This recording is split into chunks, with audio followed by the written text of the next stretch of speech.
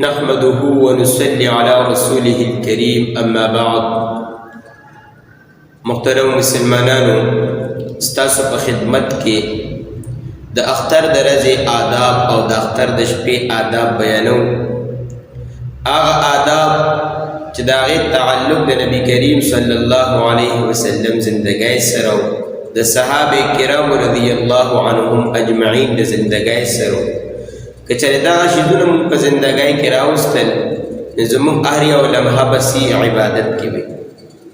سنت اعمال چې څومره هم دي بنده چې زندګۍ کې راوستل او د هر کار د سنت عمل باندې کوي، د سنت طریقې مطابق کوي، د دا هر یو لمحه عبادت دی.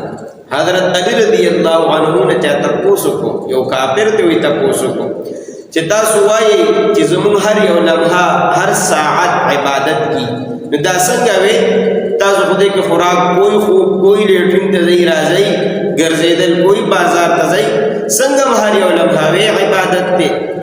حضرت علی رضی الله عنه ورته فرمایل چې ته زموږ په مذهب پوهېږې، ته زموږ د مذهب د خوږوالي نه خبر نه، زموږ مذهب کې یعنی اسلام کې چې څوک کم کار هم د نبی کریم صلی الله علیه وسلم د سنت مطابق وکړي نو بس هغه عبادت دی.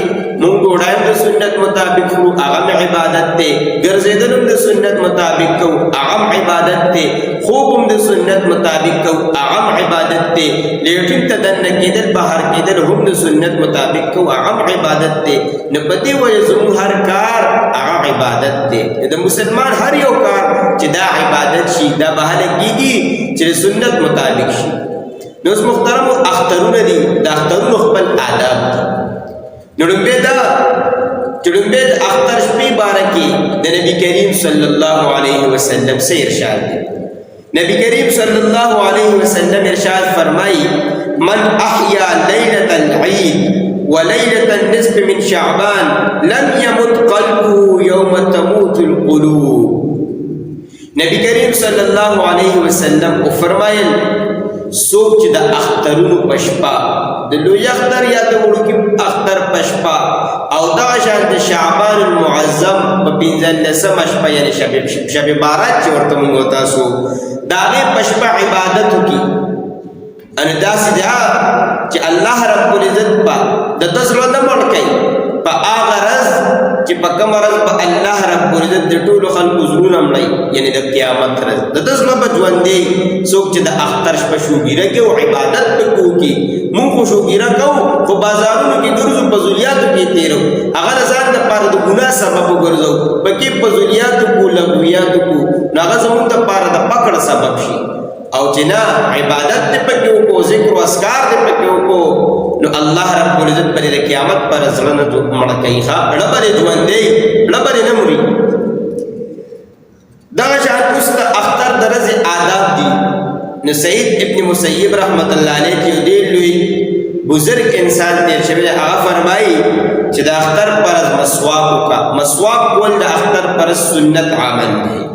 ورپسې د اختر پر ورځ غسل کول، د اختر پر ورځ بنده روانېږي د پوره لومبې غسل وکړي د وخته، او دې سره سره غسل سره چې بنده خوشبو ولګي، خوشبو لګول هم د اختر پر ورځ سنت عمل دی. دې سره بنده ښې کپړې واچوي. نن سبا خو الحمدلله پراخي نه هر څوک نوې کپړې جوړوي، که چا نوې کپړې نه جوړې کړي وسې نه رسېدو نو هغه له پکار چې خپلو کپړو کې ښې کپړې وګوري او هغه واچوي. حضرت نافع رحمت الله علیه فرمایي وی عبدالله ابن عمر رضی الله عنه په خپلو کپړو کې ټولو نه ښه جوړه وکړه، هغه به اغوسته، ښه د اختر لمونځ ته.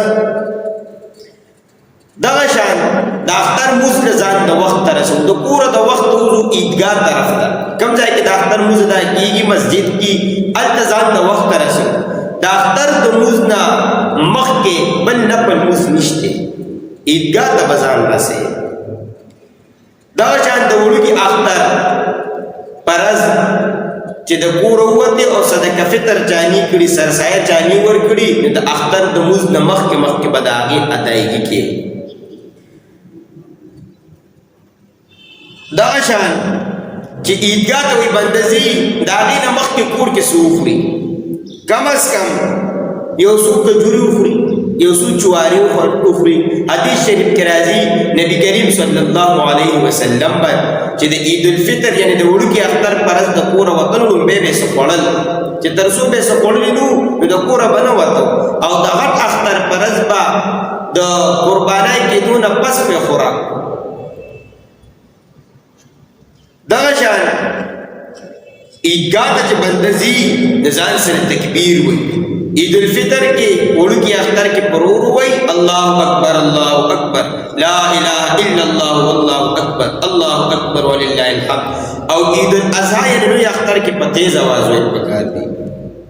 دغه شان د اختر پر ورځ ځان سره عیدګاه یا مسجد ته واړه هم بوتلل پکار دي.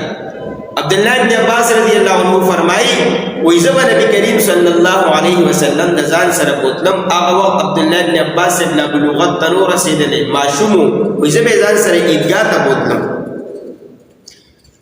دغشانوی پکار دا چه بنده عیدگاہ تا دا اختر روز دا پارا جزی پیدل لرش پیدل لیر بہتر دا هر یو قدم بانی نیکی دا او دغشان چه پکم لار زی لار بندول پکار دی تک پا یو لارا راتک پا بل لار پکار دے.